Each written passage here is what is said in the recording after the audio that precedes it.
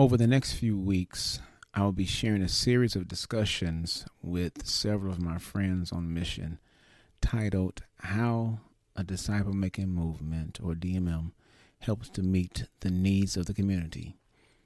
Each of the guests live in neighborhoods, communities, and cultures within those communities with a diversity of people and needs.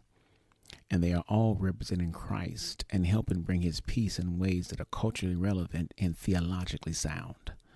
I am excited to share this with you and encourage you not to miss any of the episodes with the guest in this series.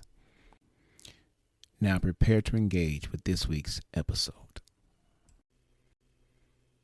My name is Thomas Clark, and welcome to the Takeoff podcast, where myself and guests help equip you to bring the peace of God to the place you live, work, learn, and play, all for his glory. Every problem is a discipleship problem. Being a disciple of Christ does not guarantee that we will not have problems. It does, however, give us the tools to face the challenges of life that come our way. My worldview is that Christ transforms culture, and he does it through his followers. The goal of Takeoff is to equip you for movemental thinking when it comes to making disciples. This is season 4, and I am excited about all the possibilities and everything we have lined up for this season. Okay, let's get into it. And so we are here in this series, and I'm so excited about this series. You've already heard from some of the other friends on mission up until now with this same topic of how a disciple-making movement helps meet the needs of the community.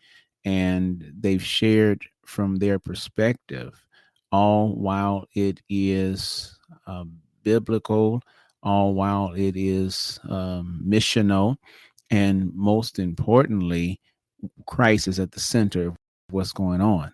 Yet, because it is highly contextual in the disciple-making movement, everything we do is highly contextual.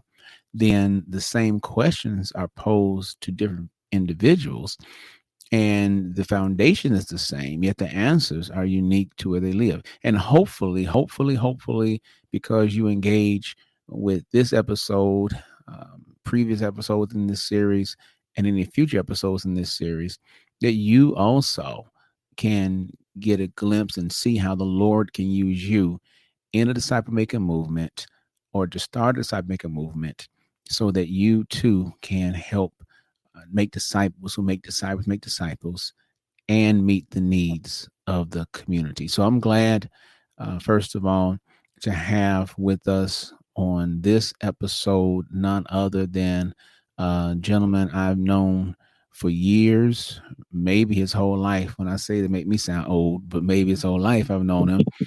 But none other than the person of Timothy Bell, and we're glad to have you with us. So first of all, tell us a bit about yourself. All right, Timothy Bell, let's say, thank you for having. Um, so Timothy Bell, father of 4, married to my wife for 15 years, and you talking about old.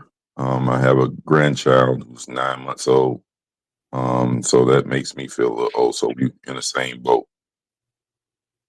That's funny. Yeah. You're old man now. Then I guess now you're a grandpa. You're old man. Yeah. That's all right. I got a grand dude who's 11 years old. So yeah. Again, I keep dating myself. Anyway. So we're gonna jump into this, and one of the things that we believe at the Launch Repair Worldwide, our worldview is that Christ transforms culture, and he does it through us. By no means are we trying to say that everything becomes perfect, because it does not become perfect. That'd be arrogant to think that. We live in a fallen world. Sin is real. Sin is rampant. Yet he does help us to transform for the good. And there's that challenge, that tension between what is being transformed and what's fighting against the transformation. But one of the things that is important and necessary, and we've shared this with all of the guests in this series, is that we have to be incarnate. And we talk about being incarnate. That speaks to the missional, incarnational impulse, which really means we show up in the flesh. Culture could not be transformed if we are distant at an arm's length. And I'm not criticizing anyone when I say this, what I'm about to say next, because again, I'm really talking to those in a disciple maker movement or curious about a disciple maker movement. I want to start a disciple maker movement, but we really can't be incarnate or see culture transform. That is, if there's always this arm's length distance between us and the people around us, if we don't know them. Christ did not just send love. He did not just send prayers. He sent himself. He came as himself in the flesh as the promise that to fulfill the promise God made to Abraham, and through his death, burial, and resurrection, allowed us to come back into the shalom that God promised we can have. And so for us, we talk about being incarnate. There's the only way that can really happen. First of all, is Christ the only one who can fully do that. Yet he does want to show up in the flesh through us in our first, second, and third places. So our first place is the community in which we live. And because Jesus is Lord, our home, I've said this every episode in this series, and it bears repeating, our home is not our castle. We have to have kingdom over castle. Our home should be subject to the lordship of Christ. That means we're involved in that community. Again, it can't be transformed if we're not showing up in the flesh. That includes also identifying the needs, learning the persons of peace, and then seeing what God is doing already in the community because He's moving and He wants us to show up and then show up through us. So, I have a question for you, Bill, and that is, how have you been incarnate where you live? Where I live, so just a little backdrop to where I live. I stay in an area where it's predominantly Hispanic community, and so just kind of trying to understand initially, trying to understand the culture of the Hispanic community, and so there's been some progress in my neighborhood where I live, and so initially when we moved over, we started off with getting to know our neighbors, and so we did like an introduction. So me and my family, we went around and I got some cards and just made an introduction of our names and dropped it off to each one of our neighbors. Got a chance to see them, and from there, with time, we'll just develop some more mutual relationships with our neighbors, where we get to know them by name. We got to know them. We got to know their names. We got to meet their other family members.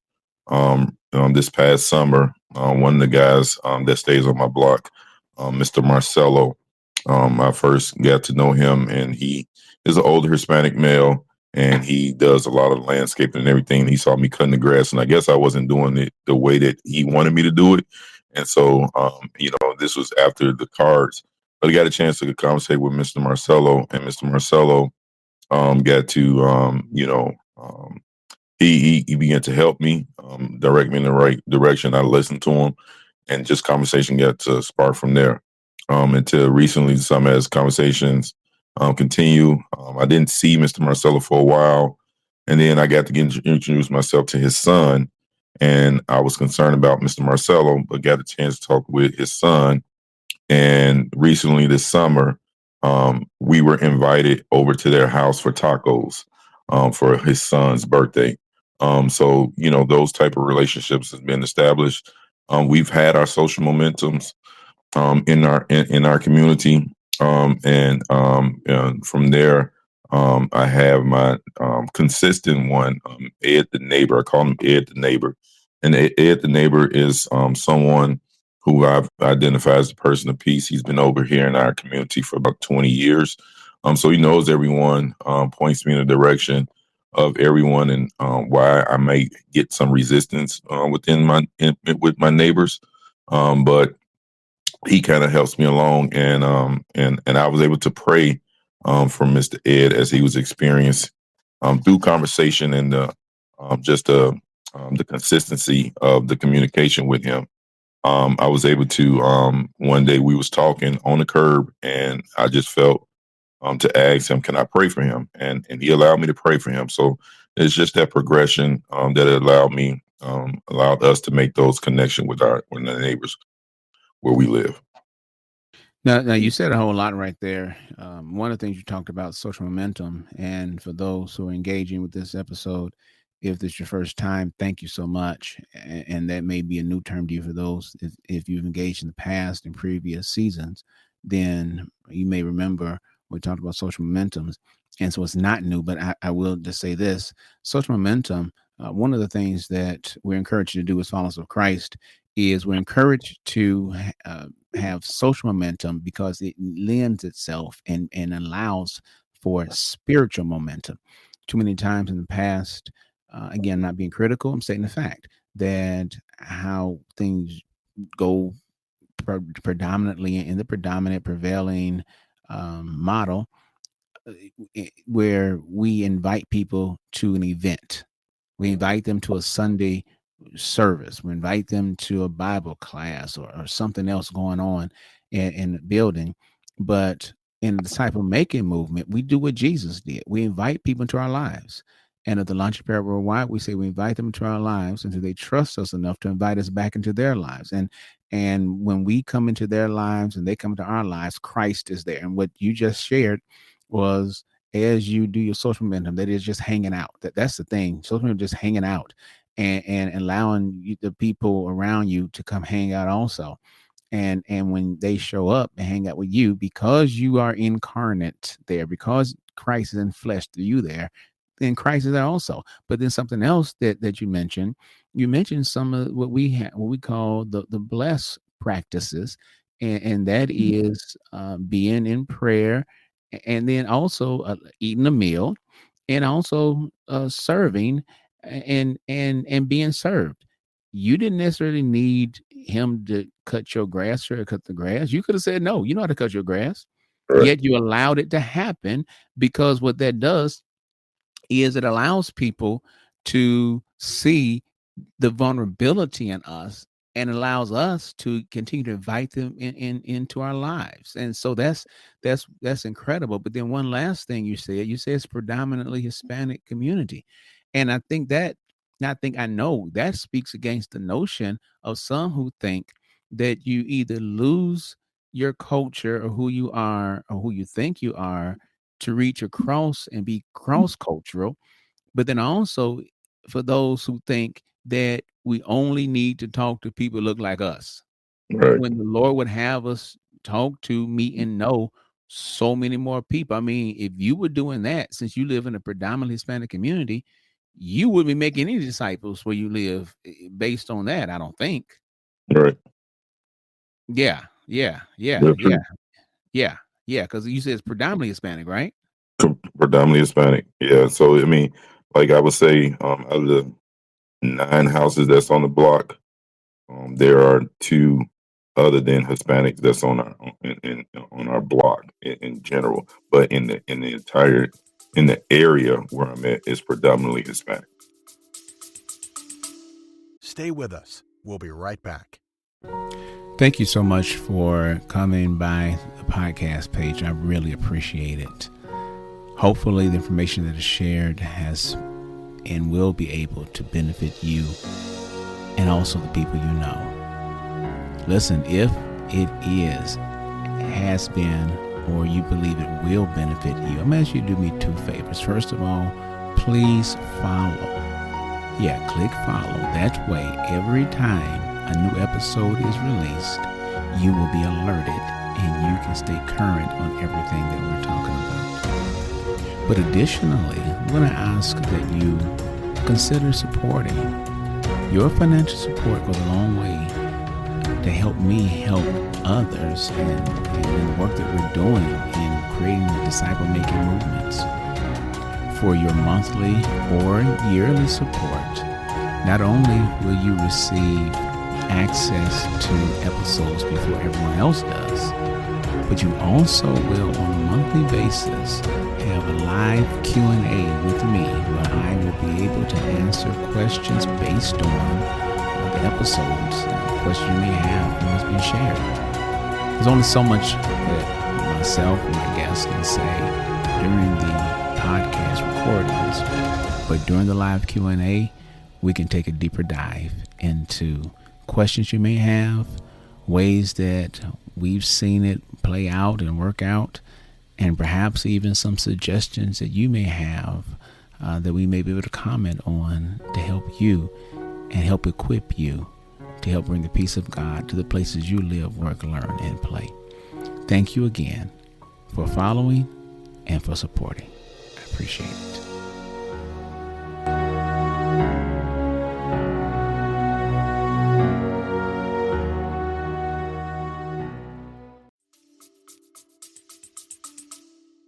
Wow. Okay. Well, see, and that says a lot right there. That says a whole lot right there, as relates to what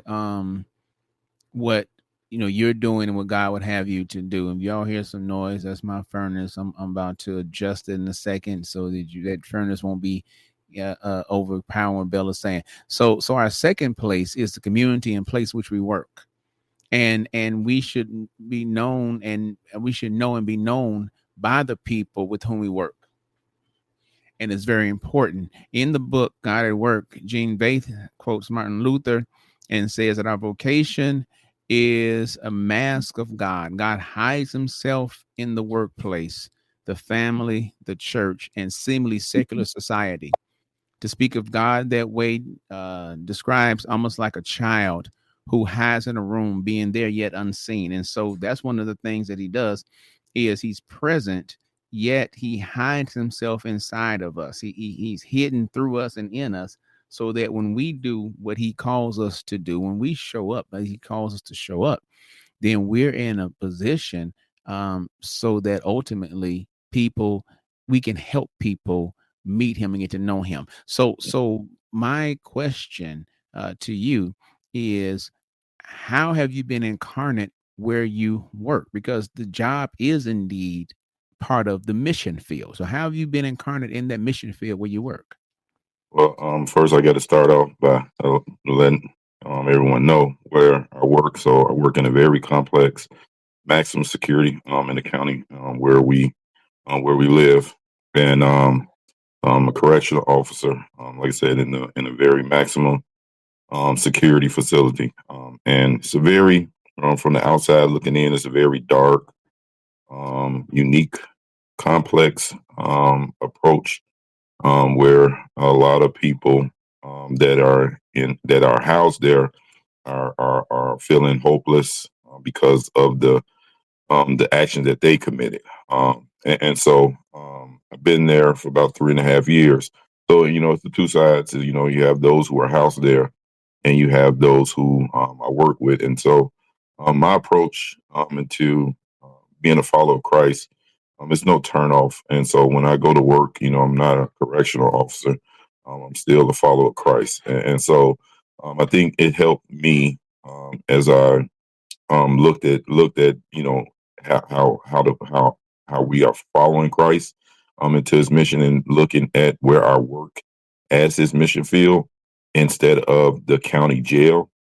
And so looking at from there, the response that I've had with a lot of the inmates that are there has been like people always wondering, like, how can I get some of the inmates to do what without force.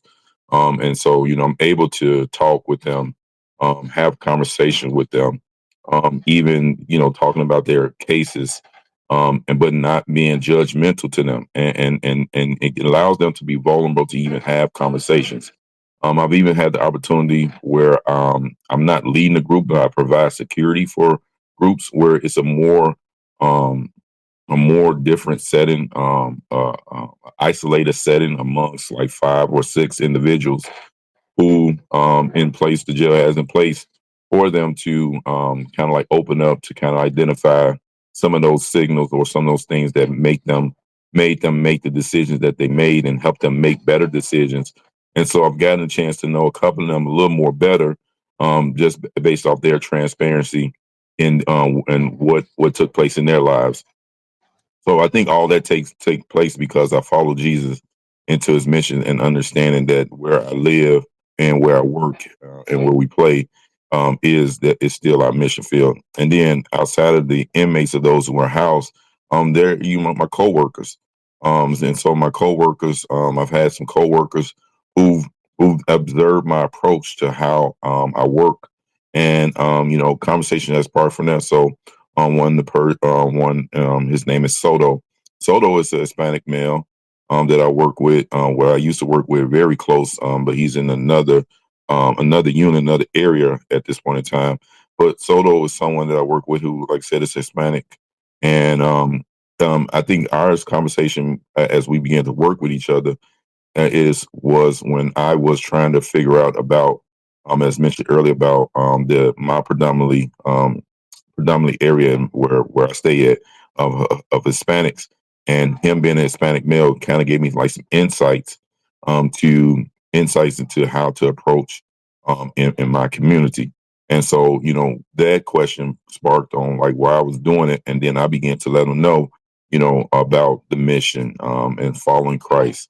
And at one point, Soto um, he's kind of like straddling the line, but it didn't stop me from continuing on and listening to him. But a conversation and relationship was built on that.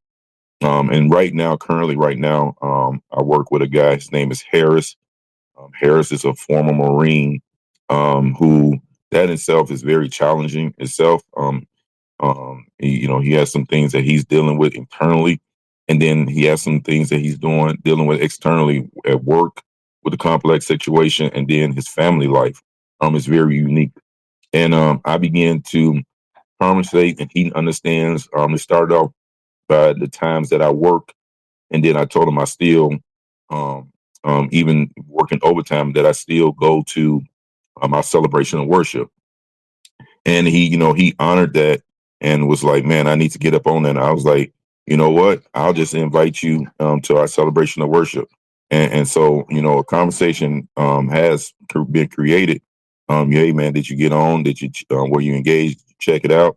And he was like, now he understood it a little better, whether versus me telling him and being engaged in the celebration of worship. And so it's those things like that, and just checking in on him.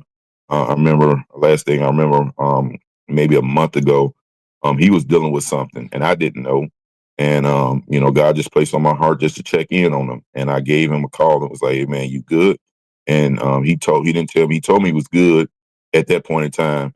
I told him, if you need anything, you let me know.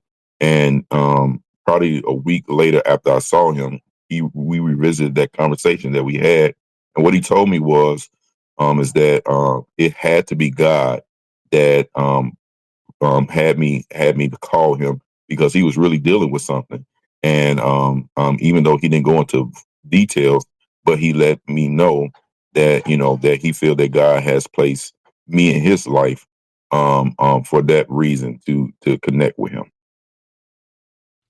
Wow, that's incredible. And again, as you're talking, I'm thinking about again the blessed rhythms again, and the Bless. We talked about being in prayer, eating a meal, that first S, serve and being served, but then you just brought in the L and the last S, and that is the L in terms of listen with intentionality, listen with compassion, and you listen, and again showing up in the flesh, talking about being incarnate.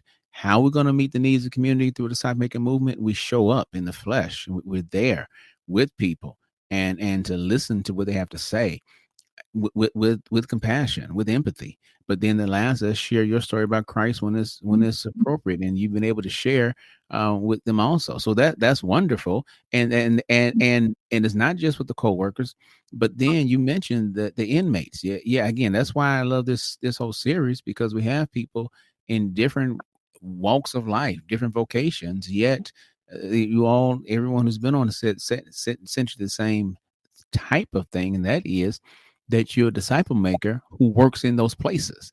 Yeah. And as a disciple maker, then you're able to see the inmates, and they are doing what they do in terms of incarcerated, yet they're still what we know as the Imago Dei. They're still God's image bearers. They don't lose the image of God because they're incarcerated or because they did something that they should not have done, that now has required them to be incarcerated.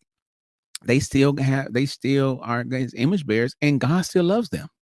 Yes. He still loves them. And I think what you're doing is and even in sharing Christ with them through your life is important, because if there's going to be any type of, again, transformation, we don't want them just to come back out and be the same or find new ways or talk about rehab or whatever. And I'm not saying that because you mentioned a program they have there. I'm not saying they don't have good programs, but transformation happens because of Christ.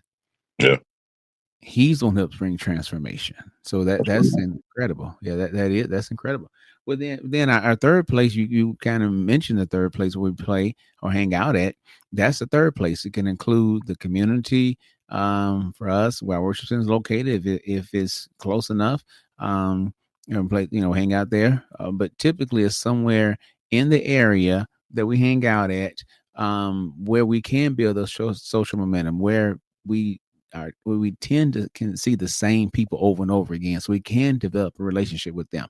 And so, how have you been incarnate in any of the places you hang out? I guess one of the places where we actually hang out is through our missional community, and partner with the Maywood missional community. We are at the Maywood Support Living, with on Wednesdays, conducting bingo. And what started, is just bingo, or what was it? The trivia. We did trivia with the senior citizens that live there, and just developing the relationship with them. They actually look forward to seeing it, and then getting my. So I have my children, who currently right now 16, 14, and 13, and them being engaged with them as well, to show them as well as how to serve. And so it's those times where, when they get a chance to see them, and then, just had my children or others that are involved, those relationships continue to build, and they actually look forward to seeing us. And so, when we see them on other than a Wednesday, they remember us and have conversation with us. And it's just, getting to know them, in the way, and just being present with them, and actually, again, serving them. And that is a good place to stop for this episode, as we are discussing how a disciple making movement helps meet the needs of the community with Timothy Bell. Let me give you a sneak peek to what you will hear in the next episode. And even in my community, we know right now a lot of people are dealing with, and afraid to even come out because of what's going on around our country, of them being Hispanic, and that trust that's being continued to build, and something different than what they already experienced, in the form of, whether they know it initially or not, that Jesus is present. And I just want them to feel the move of Jesus in their homes, in our communities, and that someone is uniquely present. I think ultimately that's what it is, to be present where we live, or where we work and we play. Wow, you do not want to miss the next episode as we get into some real life issues. Everything we talked about is real life, but you can see, as I've been saying this whole series, with these friends on mission, and because we show up where people are, or Christ shows up through us to be where people are, then we touch on the issues, we touch on the situations, we touch on what's relevant right now. And that's where Christ wants to be present with what's going on in our lives right now. Thank you so much for engaging in this episode. Listen, what's your I will statement? As a result of what you just heard, what will you start to stop doing? Who are you going to share with to help you be accountable to keep your word? Please consider supporting. If you haven't already, please subscribe. And until next time, let's take off.